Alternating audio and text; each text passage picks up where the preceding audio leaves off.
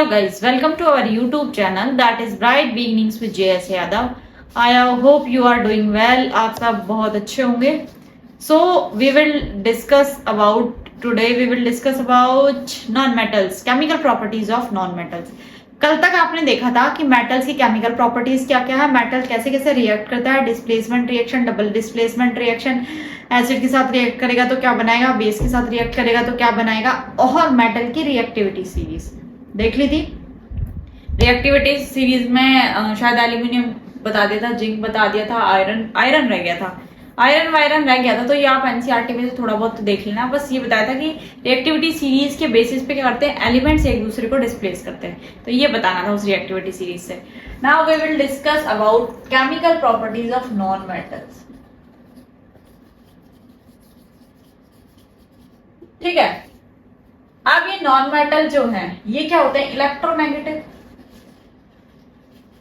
Metals क्या थे, electropositive. अब ये इलेक्ट्रोनेगेटिव है तो क्या करेंगे, जैसे ये क्लोरीन भाई साहब है, ये 2 इलेक्ट्रॉन ले लेंगे तो इनमें -2 चार्ज आ जाएगा. ठीक है. हाइड्रोजन +1 इलेक्ट्रॉन ले लेगा तो क्या बन जाएगा, +1 इलेक्ट्रॉन. ठीक है. तो ये सब क्या करते हैं, ऑक्सीजन तो क्या करेगा, +2 सॉरी माइनस. ठीक है. तो इलेक्ट्रोनेगेटिव पे क्या होता है, माइनस चार्ज आएगा. ये इलेक्ट्रॉन को क्या करते हैं, ये करते हैं गेन. ठीक है. इनके ऊपर होता है लोन. ठीक है. एक तरह से ये किसी से चीजें या सामान लेते रहते हैं, इसीलिए इनके ऊपर क्या आता है, नेगेटिव चार्ज आता है. तो मैंने क्या बताया कि जो नॉन मेटल्स होते हैं वो क्या होते हैं, इलेक्ट्रोनेगेटिव्स होते हैं, है ना. वो क्या करते हैं, इलेक्ट्रॉन को गेन करते हैं. उन पे हमेशा क्या होता है, लोन होता है. ठीक है. वो हमेशा लेने में बिलीव करते हैं, किसी को देने में बिलीव नहीं करते हैं. अच्छा जी. अब ये इलेक्ट्रोनेगेटिव है तो अब इनकी केमिकल प्रॉपर्टीज भी देखी जाए, देखनी चाहिए ना. अब हमने पहले ऑक्सीजन से रिएक्ट कराया था तो क्या होगा, नॉन मेटल को NM से लिख रही हूं, रिएक्ट विथ ऑक्सीजन. वो एल्कलाइन सॉल्यूशन बना रहे थे, ये क्या बनाएंगे, एसिडिक एंड न्यूट्रल.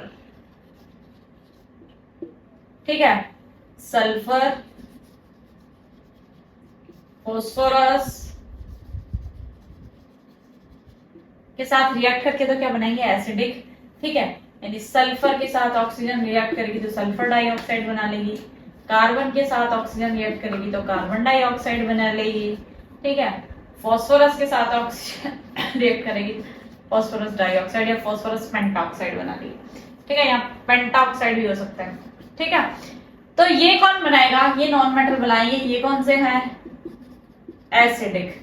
ठीक है. ये कौन सा बिहेवियर शो करेंगे, एसिडिक बिहेवियर शो करेंगे. Is that clear. अब और क्या, उसके बाद मैंने कहा न्यूट्रल.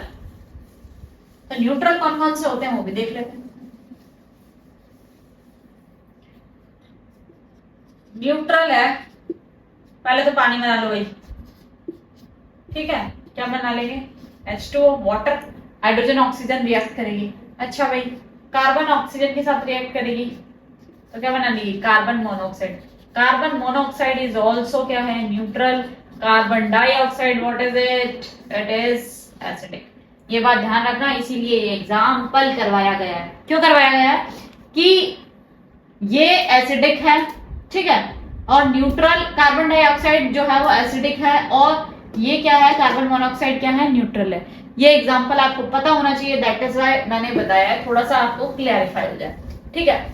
उसके बाद जो नॉन मेटल्स है वो किससे रिएक्ट करेंगे भाई, रिएक्ट करेंगे वाटर से.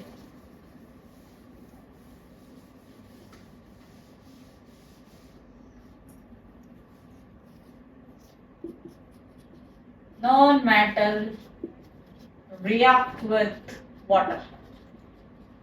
Is that possible कि नॉन मेटल वाटर से रिएक्ट करते हैं? No, non-metal do not react with water.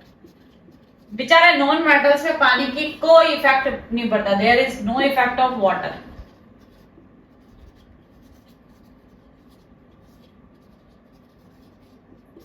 आ गई बात समझ में? इनके ऊपर पानी का रत्ती भर भी कोई फर्क नहीं पड़ता, ठीक है। ये पानी के लिए ढीठ प्राणी है, इनके ऊपर कोई असर नहीं होता। पानी डालो तुम कुछ कर लो, वो वहां पे मॉइस्चर वाटर से रिएक्ट करते ही क्या हो रहा था, कोरोजन हो रहा था, रस्टिंग हो रही थी ना।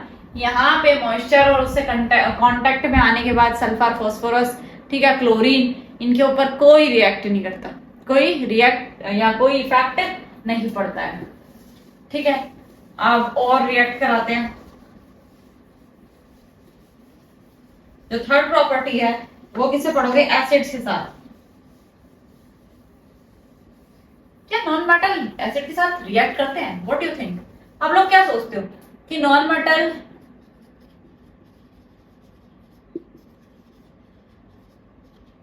रिएक्ट विथ एसिड, क्या ये एसिड के साथ रिएक्ट करते हैं? No, they do not react with dilute acid. अबे डाइल्यूट क्यों बोला, याद होगा आपको, ये कंसंट्रेटेड के साथ भी नहीं करते। डाइल्यूट एसिड इसलिए बोला बेटा क्योंकि ये बेचारे जो है, जो मेटल्स थे वो भी डाइल्यूट एसिड के साथ रिएक्ट कर रहे थे, डाइल्यूट H2SO4 और उनके साथ। इनमें क्या होता है, अगर H2SO4 है तो उसका क्या हो जाएगा, H2 प्लस और SO सल्फेट जो आयन है उसके कॉन्स्टिट्यूएंट अलग हो जाएंगे। ये सिंपल डिस्प्लेस या रिप्लेस की रिएक्शन होगी, ठीक है। इसमें क्या होगा, डिस्प्लेसमेंट हो जाएगा, लेकिन रिएक्शन कोई भी नहीं होगी। ये बात ध्यान रखना। अगर पूछा जाता है कि non metals, can non metal react with acid? No, they do not react with acid, but they displaces their और replaces their ions. Is that clear? ये बात आपको बहुत अच्छे से समझ में आ गई होगी। ये एक एक प्रॉपर्टी इसीलिए पढ़ाई जा रही है कि आपके दिमाग में, देखो जिसने थोड़ी 10th ढंग से पढ़ ली ना, वो 11th 12th में अगर साइंस ही लेनी है तो उसको कोई दिक्कत नहीं होगी। और 9th तो बहुत मस्त है, 9th की फिजिक्स और 11th की फिजिक्स देख लेना। 9th का जो फर्स्ट चैप्टर है केमिस्ट्री का वो देख लेना, जो बायो का है वो एज इट इज उसमें उठ के आता है। थोड़ा बहुत क्या होता है, वेरिएशन होता है, थोड़ा बहुत इलेबोरेशन होता है, ठीक है। तो you have to focus on it, क्या आप अच्छे से पढ़ो। दूसरी बात, बोर्ड में आपको पता है केस स्टडीज और जो केमिस्ट्री के क्वेश्चन आते हैं वो देखा होगा। 4 या 5 मार्क्स के आप पेपर देखोगे तो क्या होता है, डिस्ट्रीब्यूशन जो मार्क्स का होता है वो एक क्वेश्चन अलग दे दिया, सेकंड अलग दे दिया, थर्ड अलग दे दिया, फोर्थ अलग दे दिया, फिफ्थ अलग दे दिया। 5 नंबर को डिवाइड कर दिया 5 क्वेश्चनों में, 1 मार्क्स में। तो उससे क्या होता है, इससे मार्क्स कटने, इसीलिए इतना थॉरली पढ़ना पड़ता है। अगर डायरेक्ट लॉन्ग क्वेश्चन पूछे जाए ना तो शायद स्टूडेंट्स को इतनी दिक्कत ना हो। वो क्या होता है कि जो मार्क्स का बाइफर्केशन करते हैं ना, वो एक क्वेश्चन का, जो 5 मार्क्स का एक टोटल ओवरऑल क्वेश्चन है, उसका जब बाइफर्केशन करते हैं तो उसके अंदर वो जो करते हैं ना 1 मार्क्स, हाफ मार्क्स, इसके फॉर्मूला के वो जो डिस्ट्रीब्यूशन होता है, मार्क्स डिस्ट्रीब्यूशन, वो बहुत खतरनाक होता है। तो उसके बाद है रिएक्शन विथ हाइड्रोजन, फोर्थ है शायद, विथ हाइड्रोजन। क्या ये हाइड्रोजन के साथ रिएक्ट करेंगे? हाँ, कुछ करते हैं, H2 प्लस H2S गैस बना देंगे, हाइड्रोजन सल्फाइड।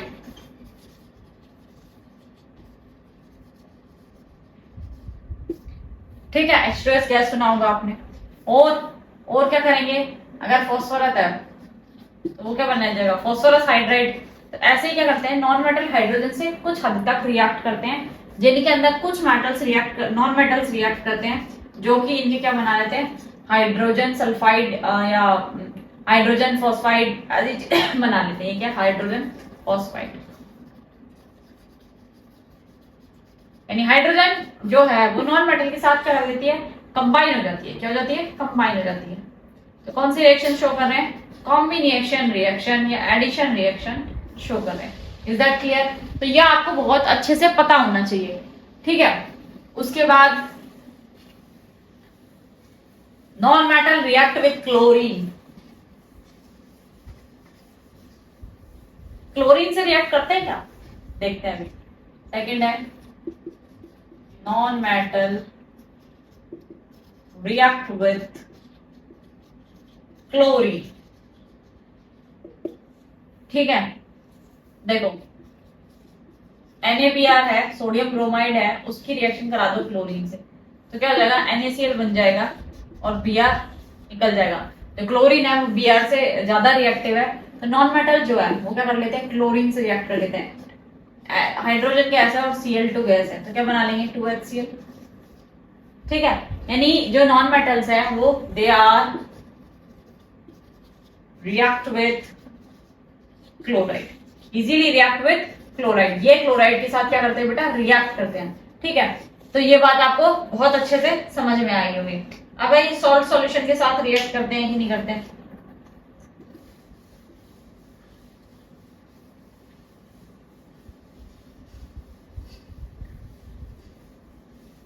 सॉल्ट सॉल्यूशन में भी ये दे सकते हो, किसी का सॉल्यूशन ले लो, तो जैसे NaCl, Na और Cl का रिएक्शन करवाते तो NaCl हो जाता। जो ऊपर एग्जांपल दिया था वो उसके अंदर भी जाएगा। Non metal react with salts. ठीक है, तो क्या नॉन मेटल जो है वो सॉल्ट के साथ रिएक्ट करते हैं? जी, ले लो आप NaBr, ये भी एक सॉल्ट है। ठीक है, तो क्या करेगा, NaCl बन जाएगा, जो अभी लास्ट टाइम बताया था। उसमें आप डायरेक्ट जो लास्ट वाला उसमें Na प्लस Cl2 भी ले सकते हो, उससे क्या बन जाएगा 2Na और Cl2, तो 2NaCl2 बन जाएगा। तो ये क्या बना रहा है, ये नेक्स्ट सॉल्ट बना रहा है। ठीक है, इसमें क्या होता है, फ्लोरीन, क्लोरीन, ब्रोमीन, आयोडीन। ये रिएक्टिविटी सीरीज ऐसे होती है कि फ्लोरीन जो है वो क्लोरीन से ज्यादा रिएक्टिव है, ब्रोमीन क्लोरीन से ज्यादा, और आयोडीन। अब इनके अलावा कोई भी ले लो, PbR2 ले लो। ठीक है, इसका रिएक्शन करा दो आप फ्लोरीन के साथ। ठीक है, तो क्या हो जाएगा, PF2 बन जाएगा। ठीक है, फॉस्फोफ्लोराइड बन जाएगा, और क्या निकल जाएगी, ब्रोमीन गैस निकल जाएगी। तो ये क्या है कि जो मेटल्स हैं वो क्या करते हैं, सॉल्ट के साथ रिएक्ट कर लेते हैं, और उसके बाद एक दूसरे को क्या करते हैं, डिस्प्लेस कर देते हैं। Highly reactive non metal displaces, है ना, मोर रिएक्टिव, मैं या ऐसे लग सकते हो, more reactive non metal, more reactive non metal displaces high, नहीं, लो या लेस रिएक्टिव नॉन मेटल। ठीक है, ये बात आपको बहुत अच्छे से समझ में आई होगी। तो ये एक कंप्लीट टॉपिक, यानी मेटल की फिजिकल प्रॉपर्टीज, नॉन मेटल की फिजिकल प्रॉपर्टीज रिवर्स है। बहुत अच्छे से ध्यान रख लेना कि जो आपने मेटल की पढ़ी थी जितनी, जस्ट नॉन मेटल की अपोजिट है। आप एक की याद कर लो, दूसरे की आपको ऑटोमेटिकली याद हो जाएगी। दूसरी चीज, केमिकल प्रॉपर्टीज में बात करूं, आपने सेम पढ़ा था कि जो मेटल्स हैं वो थोड़े से ज्यादा रिएक्टिव हो रहे थे, हाइड्रोजन के साथ, ऑक्सीजन के साथ, पानी के साथ, ठीक है, सॉल्ट्स के साथ, एसिड्स के साथ, बेस के साथ। आपने उनकी रिएक्शन सबके साथ पढ़ी थी। ठीक है, लेकिन यहाँ क्या पढ़ रहे हो आप, यहाँ जब आप पढ़ रहे हो नॉन मेटल्स की, तो इसमें से क्या है, नॉन मेटल्स मोस्टली क्या है, नॉन रिएक्टिव है। ठीक है, एक दो जगह पे ही रिएक्टिव है, बाकी जितने भी नॉन मेटल्स है वो क्या है, नॉन मेटल्स है ना, क्या है, नॉन रिएक्टिव एलिमेंट्स है। यानी वो ज्यादा केमिकल, उनकी केमिकल प्रॉपर्टीज जो है वो ज्यादा चेंज नहीं होती है। ठीक है, लेकिन जो मेटल्स की है as compare to non metals, metal की केमिकल प्रॉपर्टी या मेटल की रिएक्टिविटी क्या है, हाई है। रिएक्टिविटी क्या है, हाई है। तो ये हाईली रिएक्ट करते हैं हर चीज से, और फिर दूसरे कंपाउंड में जल्दी चेंज हो जाता है। यानी प्रोडक्ट जो होता है इनका टोटली डिफरेंट होता है किससे, रिएक्टेंट से। तो ये हाईली रिएक्टिव है। इनकी सीरीज होती है, यहाँ पे हेलोजन की सीरीज मैंने बता दिया आपको, वो जो बताई थी ना वो हेलोजन की सीरीज थी, बट कोई पर्टिकुलर सीरीज नहीं है। ठीक है, रिएक्टिविटी का वो आप जब मेंडलीव की पीरियोडिक टेबल पढ़ोगे तो उसके अंदर थोड़ी बहुत फ्लक्चुएशन होगी कि अर्थ मेटल है, नॉन अर्थ मेटल कौन है। ठीक है, तो ये सारी चीजें जब आप पढ़ोगे नेक्स्ट चैप्टर के अंदर, अब इस टॉपिक के अंदर ये कंप्लीट हो गया। देखो बेटा 10 मैक्स का आएगा, तो you have to focus on it. ये रिएक्शंस इसीलिए 15-15, 20-20 मिनट की वीडियो डाली जा रही है कि बच्चे आराम से देख लें, एक टॉपिक उनके दिमाग में क्या हो जाए, क्लियर हो जाए। वरना इससे आगे क्या है, आयोनिक है, आयोनिक सॉल्ट्स है। तो आयोनिक सॉल्ट्स क्या है, खुद अपने आप में एक बहुत बड़ा टॉपिक है। ठीक है, उसके अंदर लैटिस, क्रिस्टल, ये क्या होते हैं, ये सारी चीजें पढ़ोगे। NaCl को कैसे रिप्रेजेंट करोगे आप, ठीक है, उसका अरेंजमेंट कैसे होगा एलिमेंट्स का, उसके बारे में। तो क्या है कि आपको जो मेनली फोकस करना है वो किस पे करना है, इनकी केमिकल प्रॉपर्टीज बहुत अच्छे से याद रखनी है। दूसरी बात, फिजिकल प्रॉपर्टी में आप देखोगे तो जो एक्सेप्शन है, you have to learn all the exception. आप किसी भी एक्सेप्शन को छोड़ ही नहीं सकते। एक्सेप्शन छोड़ते ही क्या हो जाएगा, बेड़ा गर्क हो जाएगा। बेड़ा गर्क का इन द सेंस है कि भाई वो अगर आपने एक्सेप्शन छोड़ दिया कि एकमात्र लिक्विड कौन सा है नॉन मेटल, अब बताओगे कि हाँ भाई ब्रोमीन है, एकमात्र ऐसा कौन सा मेटल है जो कि लिक्विड है, मरकरी है। जब ऐसा बताओगे कि only one metal that is liquid is called mercury, तो वो क्या होगा कि हाँ यही चीज, इसका ऑप्शन सही है। हाईली रिएक्टिव मेटल कौन सा है? फास्फोरस है। फास्फोरस मेटल है क्या? नहीं। सोडियम है, सबसे पहले पोटेशियम है, फिर सोडियम है। तो वो चीज क्या आपके माइंड में बिल्कुल स्टक होनी चाहिए कि ये चीज इस चीज से रिएक्ट कर रही है और इसका जो प्रोडक्ट है वो ये बन रहा है। ठीक है, थोड़ी बहुत ऊपर नीचे चल जाएगा अगर आपने ध्यान से जो लास्ट चैप्टर हो और रिएक्शन वाला, केमिकल इक्वेशन एंड रिएक्शन, और ये एसिड बेस एंड सॉल्ट बहुत अच्छे से पढ़ा होगा, तो क्या होगा कि आपको इस चैप्टर में दिक्कत नहीं आएगी। मतलब यहां तक कोई दिक्कत नहीं आएगी। आयोनिक कंपाउंड और ये क्या है, एक नया कंसेप्ट है, तो इसको एक नई क्लास में लेके आएंगे। आई होप कि आज की वीडियो आपको पसंद आई होगी। अगर ये पसंद आई हो तो वीडियो को लाइक कीजिएगा, शेयर कीजिएगा, चैनल को सब्सक्राइब कीजिएगा और हमें सोशल मीडिया पर भी फॉलो कीजिएगा। नई नई अपडेट्स के लिए टेलीग्राम है, इंस्टा है, फेसबुक पेज है। ठीक है, और बस that's it. Thanks for today. Thank you so much.